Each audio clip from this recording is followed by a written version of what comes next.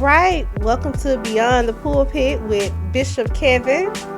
I am Freddy, the bootleg host for Beyond the pulpit that is spiritual but not churchy. Bishop, how you doing today?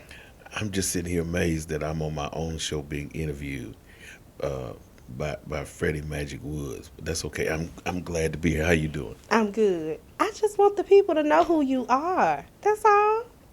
Okay. All right. I, okay. I am the bishop. We need a little bit more detail, sir. So let's go.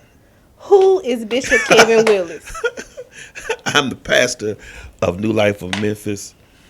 Um, I'm the 60-year-old bishop who started the church almost 17 years ago, who loves people, who is an extrovert in every sense of the word, and who loves ministry. Okay. So how long have you been in ministry? Exactly 42 years. I'm going into my 43rd year in ministry. And even as I say that, I'm amazed. It doesn't seem like it's been that long, but it's been that long. And of course, with being 60, you can imagine, yeah, 43 years. That's a long time. Ooh, that's almost double my age. Okay, not really, but it's close enough. How old are you again? Not in my 40s. If I'm double your age, how old are you? Nah, it's really not double my age, Okay. but 31. Okay, no, I'm not double your age. No, but you close. Okay. All right. So where did Beyond the Pulpit come from? So Beyond the Pulpit is the podcast that is the brainchild of two people who convinced the third person to finally do it. That would not be me. I'm the person that was convinced. Quincy Preston and, of course, yourself, who you've been talking about doing a podcast probably the last three and a half years. And I've not responded to a podcast, probably because I'm not the person who has listened to very many podcasts. I'm not the person who is familiar with a lot of people, pastors in particular, who are doing podcasts. So I just had not been exposed. I can't really tell you what convinced me to do it now, but I'm glad that I did. I enjoy it. It's rewarding. It is fun. It is cool to do because it's not a sermon. It's not a text, although God is definitely in it. You just have so much fun talking to people wherever they are, in whatever they're going through, and you can bring God into that without standing on a soapbox or a pulpit trying to be preaching. So I really, really like that. So what's your biggest goal for Beyond the Pulpit? To be quite honest with you, it may be far-fetched, but and it may not be far-fetched. I would like to see Beyond the Pulpit become syndicated. I would like to see it go out everywhere. There's a podcast that's picked up by ESPN. It is not just audio, it is video. It is cool because it's cats in the barbershop talking about real things in real time. I'd like to see Beyond the Pulpit get to that status. I'd like to see us talk to celebrities. I'd like to see us talk to people who are in sports and politics. Celebrities meaning people who we know are not necessarily making movies, but who are making a difference. There's some up and coming people on the floor of this country who are really making a difference, and I think to have the opportunity to talk to them and be blessed by their wisdom and intelligence is a cool thing. I think for me, what I realized is there's another world that I have not gotten an opportunity to tap into. 43 years of ministry is cool, but there's so much more to the world than New Life, than just preaching on Sundays, just traveling and preaching, just being a full gospel bishop. And those are the things that I really want to tap into. Maybe a little television, I don't know. But there's so much I want to do to the extent that when I leave planet Earth, I'm gone because I've done every possible thing I could do. So that's new to me. I did not know that you saw it as big as that. So that makes me proud because, I do see big, but I didn't know that you saw big. So that's good to know that, the few interviews we have done have helped you to see big, because I think it could be big. I think it's a great platform. The interviews have been phenomenal. Can't wait for them to, get to see a few episodes. So I am glad that you see big, because I think that you have the personality for big. I think you have the attitude. I think we can interview, celebrities. When I say we, I mean me from over there somewhere. But you. Well, no, it's all of us, and it's cool that it's a team. You and Quincy and myself. I do, however, see it becoming larger, and when I say larger because it requires a larger team to pull off whatever we develop.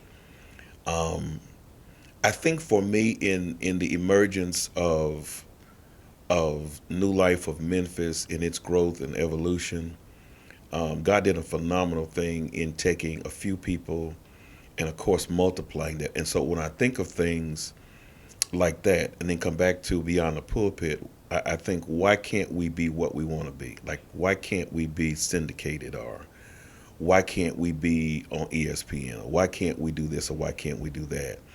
And so I don't approach it with limitations. If I approach it with anything, I think I approach it with, we're not as far as we could be. And so how do we get there? Like, what do we need to do? What do we need to tap into? What do we need to change? But at the same time, I really want to have fun doing it. If it's just work and the work is not fun, I feel like we're wasting our time. Like, I'm going to laugh, crack jokes. I'm going to be authentically Bishop Kevin Willis. And, hey, Kevin Willis, because Bishop is not my name, it's my title. But I want to have fun in that. That's legitimately who I am. And I hope that rubs off on the people who sit in these chairs. So, I came from the leadership of one of the coolest pastors, Dr. Definitely. Edward Parker Jr. Smooth. So, to me, Beyond the Pulpit is a platform where people can see that the church, the spiritual piece does not have to be uptight. I think you do a great job at being cool and just showing that although you are Christian, although you are a bishop, you still know how to have fun. You still know how to have real conversation. And it's not always being preached to. You can just have a laid-back conversation. Yeah, we're not getting ready to do that. My dad was very comical. My dad was the greatest person, Dr. Charles. He was an extrovert. He was comical. He was embracing. My dad was relational. If you met him, you loved him, because he really honed in on who you were as a person, and based upon that, he got to know you and talk to you, and he could reach inside of you and pull out your strengths and help you to be a greater person. So he was the guy you always wanted to be around. I think it's important to be authentic. I think that the world after COVID wants an authentic church, people in ministry who are committed, who are spiritual, who are connected to Christ, but who can relate to where people are. And I think we're figuring out some things as we make our way into this next 2 to 5 years, actually. And I want to embrace that, man. I want to have fun. I'm changing the dynamic of what I've done, even in the pulpit and throughout the life of the church. I'm thinking about how we could better relate to people. And I keep coming up with the answer: just be you. You don't have to reinvent yourself. Just be you. And so on the podcast, every week I'm wearing a different sweatsuit. At this point, Ralph Lauren got to give us an endorsement. I'm just saying. Why do you say Oh, that? my goodness. I love Ralph Lauren. Well, call us. Because, look. I am Ralph. I keep telling people, and I'm so serious, Ralph's going to come get me and say, I need this old cat to model my stuff. So well, that they need older to come. guys. We are taking sponsorships. Ralph Lauren, please send an email to Beyond the Pulpit podcast at gmail.com. I promise you, it is the most pleasant thing. I'm a suit guy. I love wearing suits.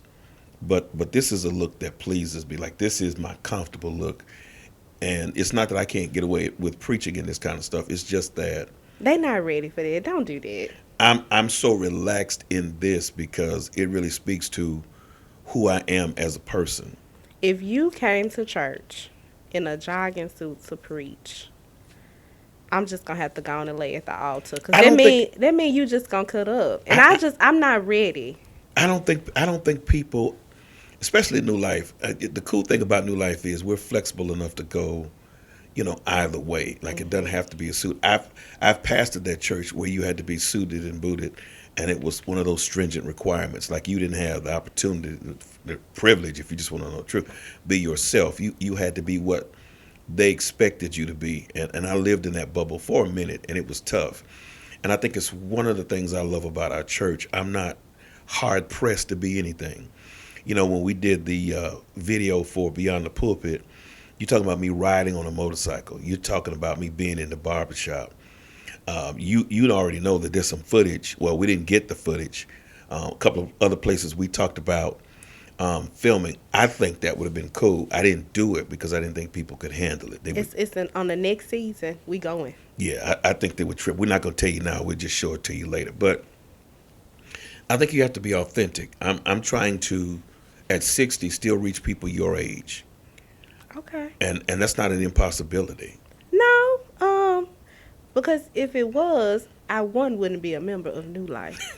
So Okay. That is correct. And then number two, if I didn't think that you had the reach, I wouldn't invest in this, and I'm invested. Okay. Because I can see the reach. I can see the relatability. Yeah, we want to have fun doing it, but we want to tap into the lives of people, and even to the piece. And I know you laughed about it when you first heard the voice for the video.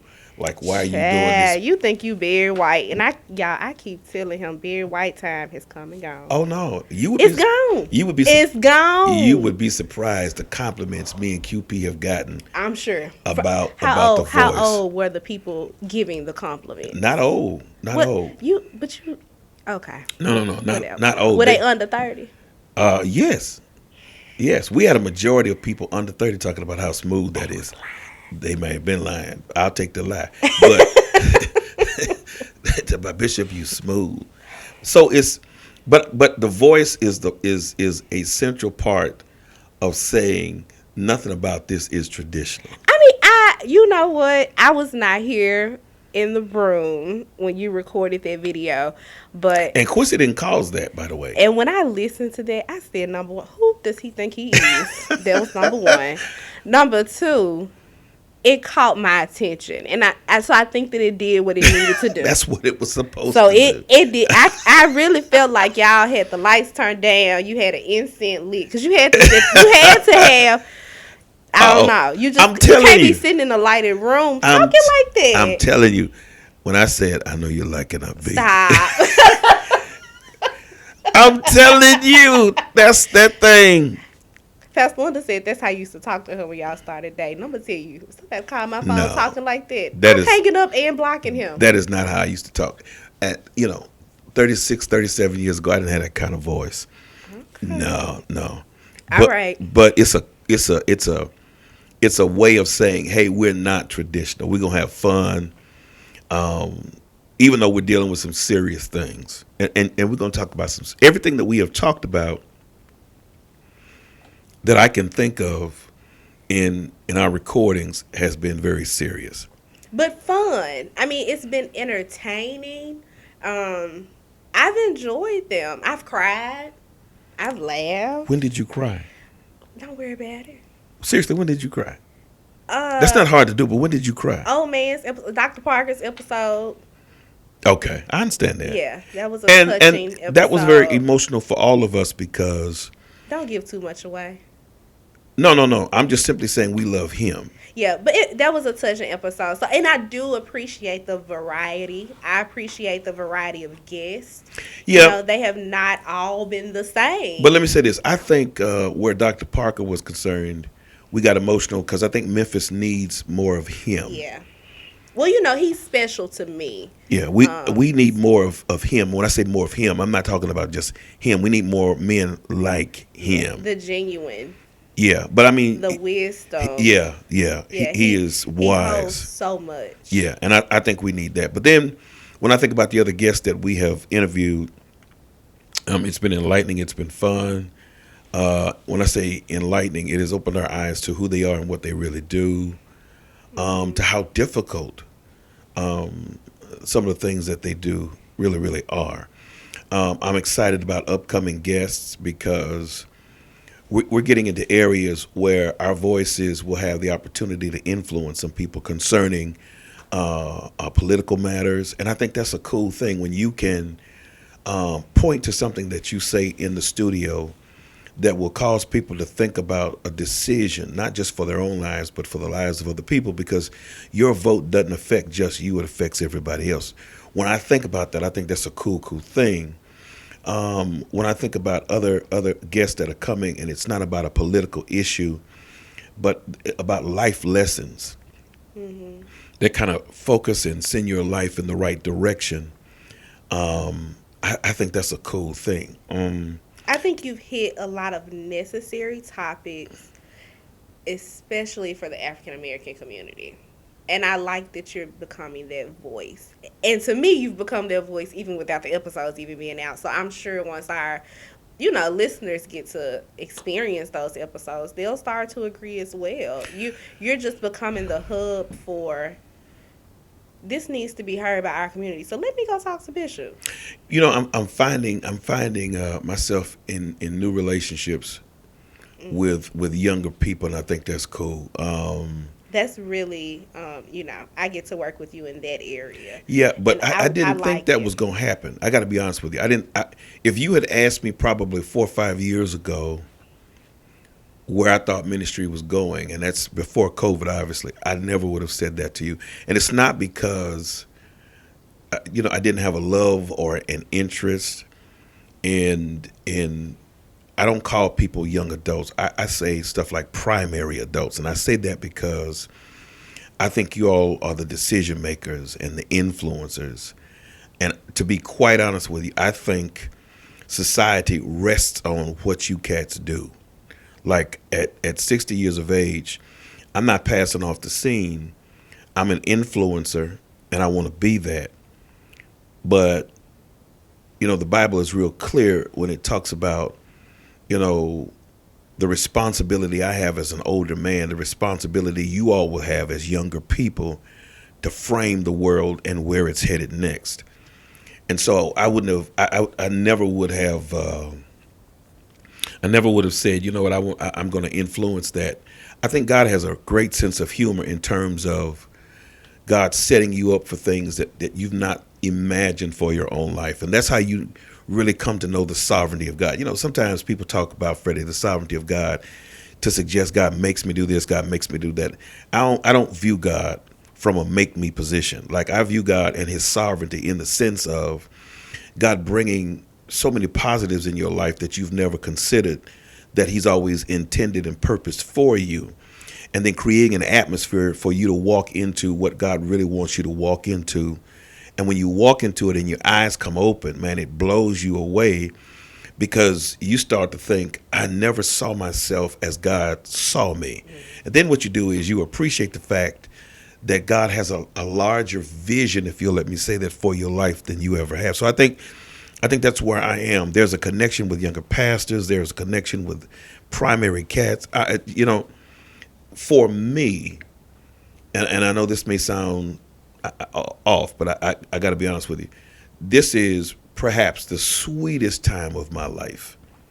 Watching my children come into the world, Kelly and KJ, awesome. Watching Harper come into the world, awesome. Quincy coming into my life as a son, awesome. But this opportunity to maybe reinvent, because I don't know. I think it's a new chapter. It is a new chapter. It is a new chapter. And so it's a cool thing for me. And the cool thing about it is I'm ready for whatever is next. So No fear. I've had the privilege of going with you to your most of your last few preaching engagements, and Okay. I get to sit back and watch young preachers draw to you. And it's, first I'm like, oh, that's my pastor. I'm glad y'all like him, But, it's cool to see that they are eager for for the wisdom, Mm-hmm. because they could have a big head and feel like they know it all, but they're eager to learn and to be in your presence. I oftentimes call my goddad a knowledge tree that I sit under. He is a knowledge tree. So Yeah, he really is. you're not like an oak tree, but you growing. Well, You a little tree, but you're gonna be a big tree one day. But I think that people are sitting, I think that people are sitting under you, collecting the knowledge. it's an amazing thing. I appreciate these cats. It's a joy to rap with them, talk to them about some stuff that they're going through, that I've been through, and things that I've not gone through. Because it's a different time. It's a different time, and so there's so many things that I have not gone through that we have to wisdom ourselves through. Even though you haven't done it, there's a way to get through it. COVID is not gone, however, but it's still what we have to think our way through. And so I'm listening to cats talk about ministry being different, ministry being difficult, ministry being something I wasn't prepared for, and asking me questions that position me to say, let's wisdom our way through this. Mm-hmm. Like, how are we going to talk to people differently from that pulpit? Or do we need that pulpit at all? How are we going to, how's the church going to be relatable in these times? Are we in a position now where we are going to have to deal realistically with the decline of the African American church in some ways? And I think so. You're in your young 30s, and you have an understanding, excuse me, of church in its fullness. But with being 60, I have the privilege and experience of seeing church being the center of African American life because there was no social media. Mm-hmm. Church was all we had. That's all we had. And so to watch now this movement. It's optional for us now. Yeah, it's church really is not optional. But excuse me. You want some water? I'm good. We like to think that it's optional. And people really see it as optional, Mm-hmm. and that's weird to me. They'll be back. I they'll be back in a different way. Absolutely. And it's not just a virtual way. I think that they will be back. I think that they will be back in a literal way. But it'll have to be different. And I think that's a conversation that is good that you're having it. Because I'm sure as a pastor you sometimes feel alone, but you're creating a form where pastors are able to sit down together and have those realistic conversations to say, this is what we're facing, and we need to prepare for it. We need to be ahead. But the cool thing about that is I've not run into anybody yet who doesn't recognize the need to make some changes. Like, I've not run into negative arrogance. Yeah, that's a good way to put it. I've not run into that.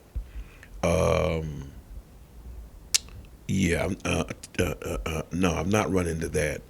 I know that it's going to hit me eventually where I'm going to run into those people or that person who has the negative arrogance because they won't open their eyes to where we are right now.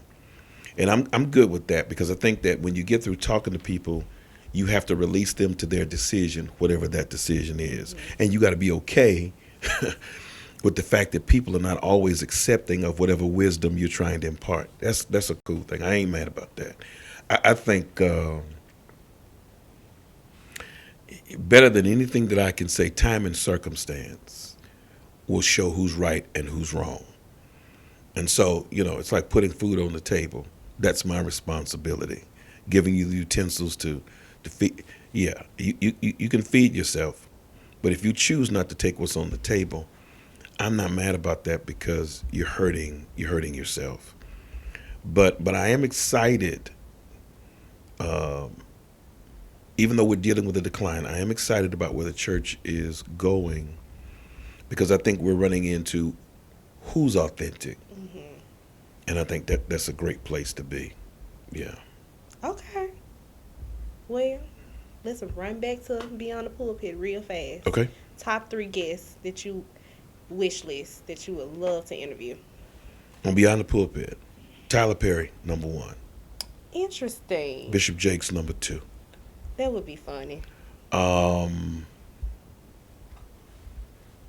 I only say that would be funny because so many people say that you look Look at like Jakes. Bishop Jakes. So I think to see you all side by side, it would be very comical. Yeah.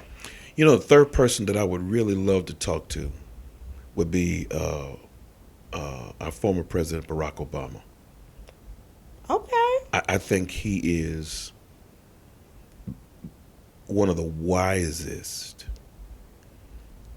supra intelligent men I've ever heard speak. Do you think he went into the office that wise, or do you think that wisdom came from what he dealt with in those 8 years? So I met him when he was running for senator, and I thought he was wise then. Okay.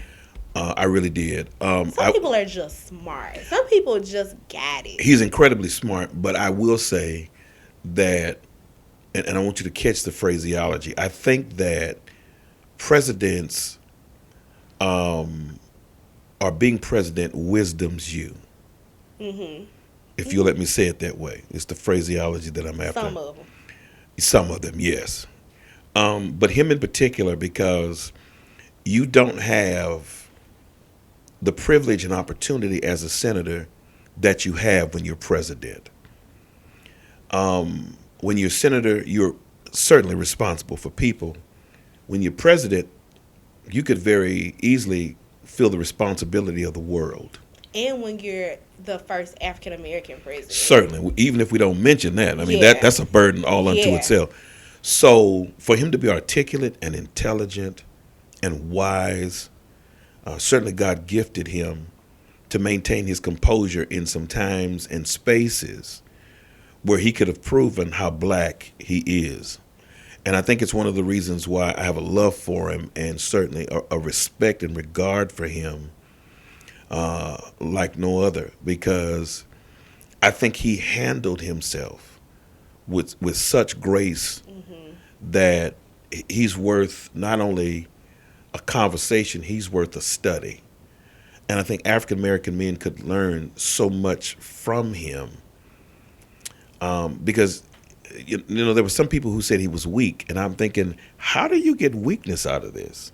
Weak would have been, because if I was president, I would have probably just put my 2 weeks notice on the desk, like day 2, because they gave him so much. We don't really understand the systems that were at work to make his presidency difficult. Yeah. So I think he was strong. He, like you said, he handled it with grace. He didn't act real black up in there when he could have. And he could have. He really could. They deserved it. They deserved it. But unfortunately, when you're black and you're in a position such as that, or positions with high authority, you quite often have to go out of your way to prove and showcase your integrity and decorum more than our white counterparts. And I think he did a phenomenal job. And he would be the person I would want to talk to. I go back to Jakes to say, talking to Jakes for me would be important, because I think he is the only pastor preacher I have ever known who has fully maximized his potential in every area, from a filmmaker to a producer, music. Books. And I think that's, if you let me say it this way, Freddie, I think in the back of my mind, I'm thinking, if Bishop Jakes can do it, why can't I? You want to produce my album? If you're going to sing it, I will. I got you. Really. The only part I'm struggling with, and I'll be honest with you, the only part I'm struggling with is the book part.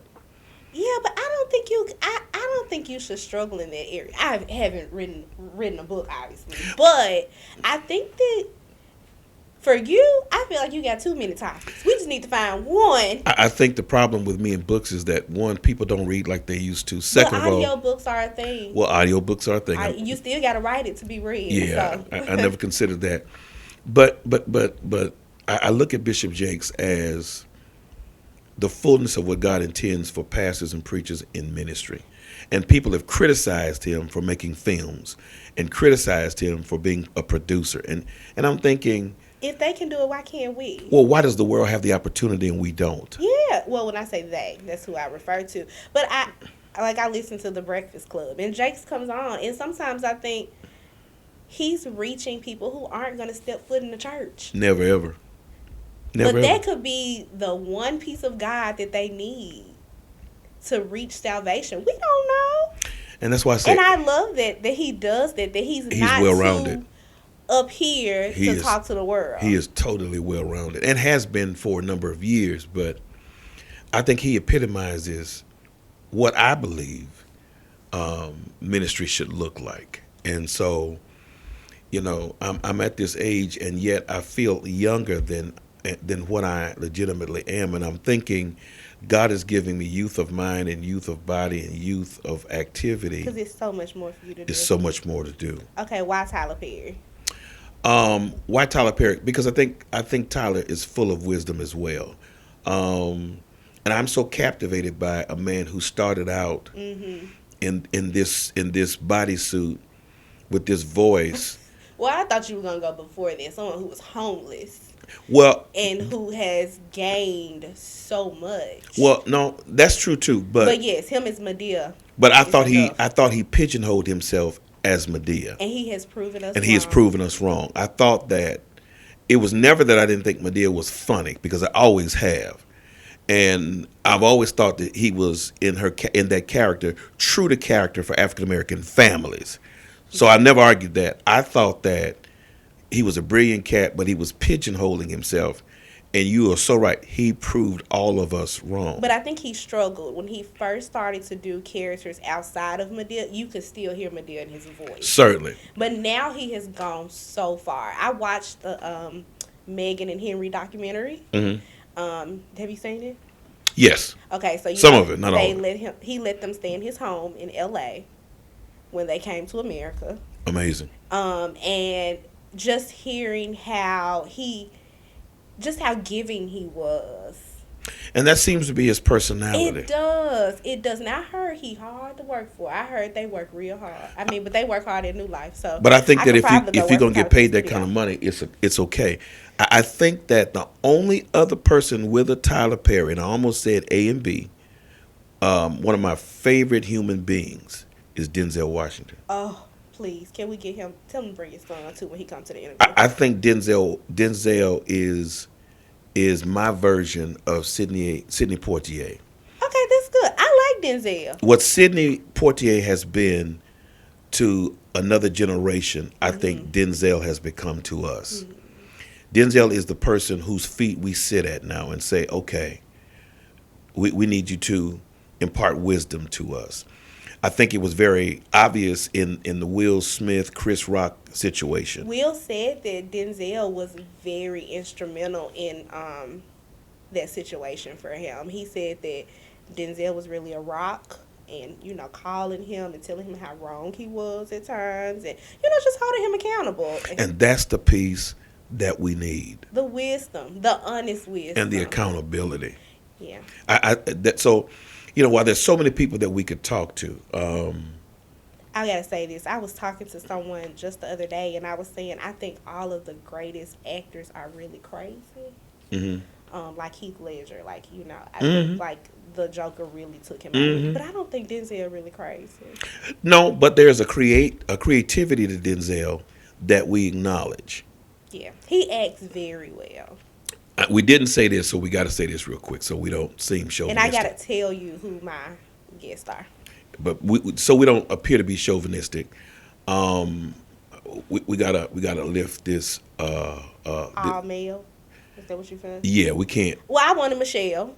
Okay. You wanted Barack. I think Michelle would be an awesome interview. Okay. Viola Davis would be an awesome interview. I think she's crazy.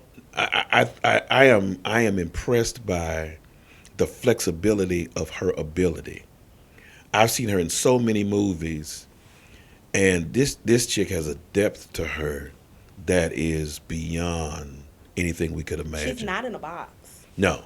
She can play anything. But she is vocal in the fact of African American women not having an opportunity to play those primary roles. Mm-hmm. And she proves by how she handles those roles that we are just as gifted and talented as anybody else. I mean, I love her. I think I love How to Get Away with Murder.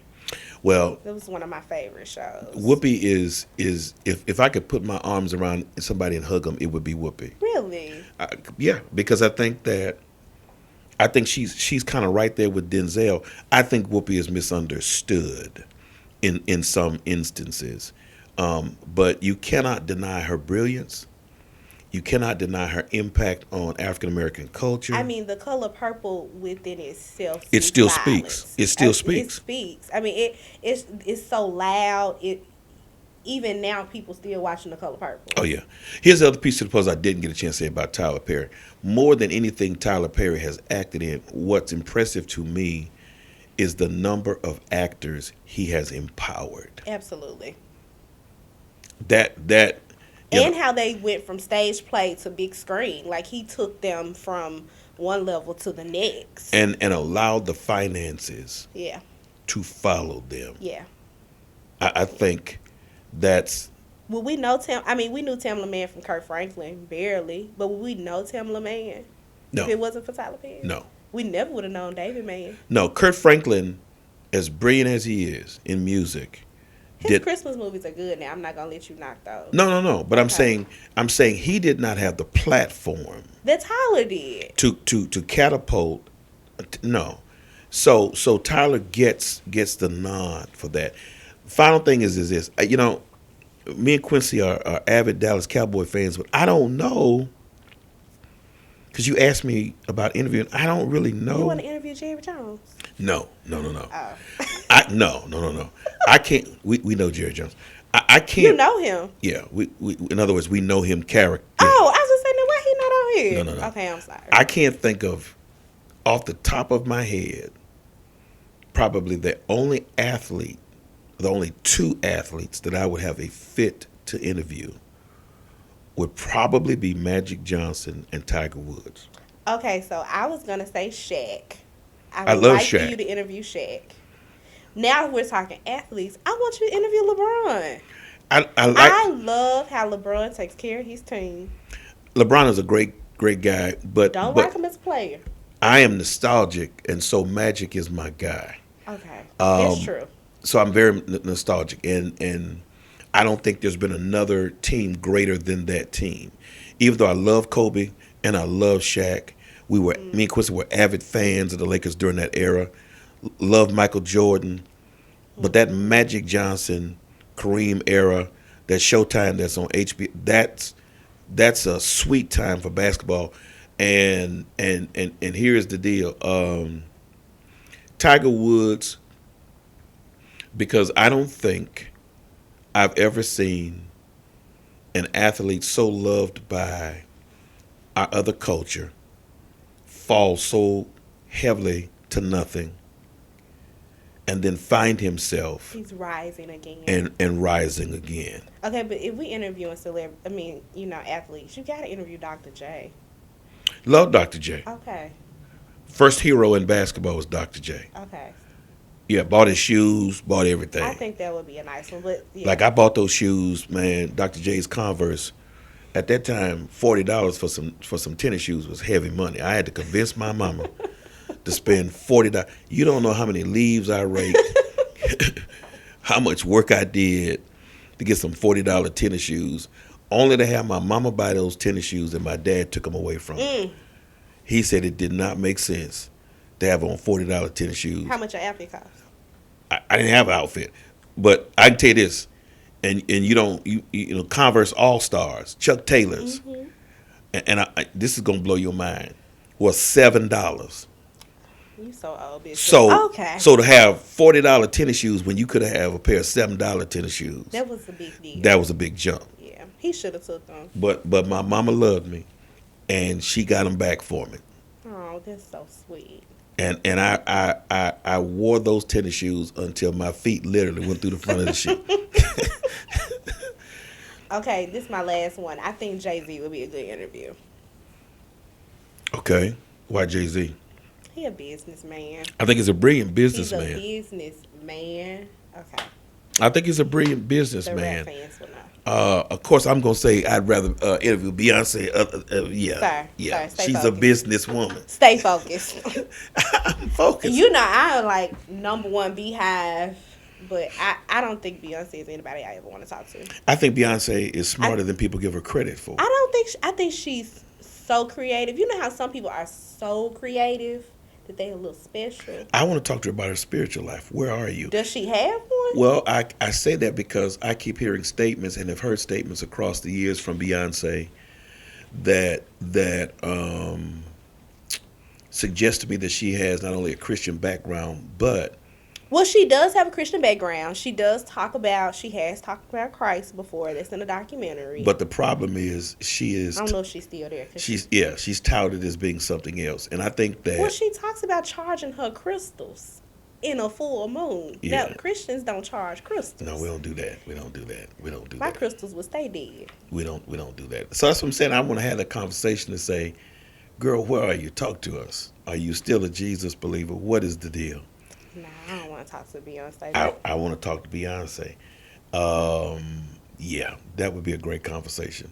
Because this is not about her being a sex symbol. This is about her being a legitimate person. Well, yeah, but she's private, so I don't, you know, I think that's intentional. Bob says you have not because you asked not. So we don't know. You want me to email her people tomorrow? Hey, can you come? You know, I will. Yeah. You know, Quincy says you'll ask Jesus for an interview. And will, Lord, can you sit in this purple chair? We got some questions for you, sir. Quincy says you will ask Jesus for an interview. I will. All right. How did I do? I think you've done phenomenally well. All right. I won't be back. But Well, you get a chance to come back. I think you've done well. You've proven that you can tread lightly. You can Tread handle lightly. the other chair. No. You've done well. And in those instances where we don't have a guest, I think we'll just, we'll have a topic that we'll sit on the table and we'll go back and forth and see what it says. What do you think? Thank you so much. I disagree. Thank you, sir. Thank you for having me. So this has been today's, what is this, a pre-episode? Episode 000. Okay. Episode 1 will drop on January 4th. We are on the countdown. So this has been Beyond the Pulpit with Bishop Kevin Willis and bootleg host Freddy Woods. Thank you for your time. We appreciate you. This is Bishop. I'm out. All right.